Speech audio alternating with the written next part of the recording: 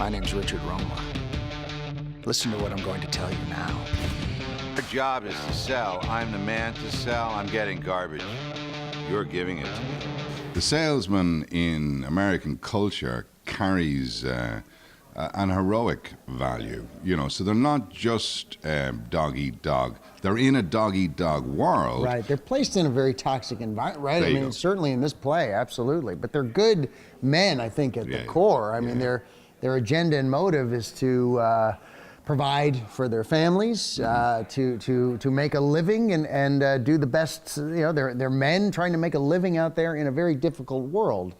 I mean, another beautiful thing of this play is just it is a time capsule. You know, it is set in 1983, and it gives us an opportunity to kind of hold up and reflect a mirror back as to where we are today and go, have we come far enough?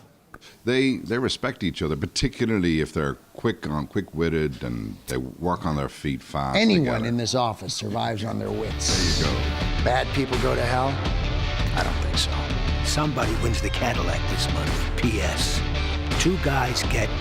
You really don't get any background on the characters. Mamet doesn't give them... You don't know whether they're married, whether they've got kids, whether they rent houses, whether they own houses. I mean, you know nothing, which is, I think, all the more absorbing for an audience, because an audience can be drawn into them as individuals as opposed to the peripheral stuff, you know.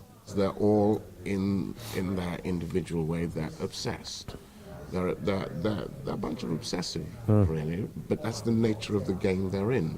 In order to succeed, you have to have that urge, that drive to get on. And they don't know where the next penny's coming from either. So there's sort of there's a desperation about them and a drive to them, the competition that's thrown at them, I suppose, leads them to behave in a sort of ruthless, unscrupulous way, and expose assets of their characters that maybe they would rather have kept hidden.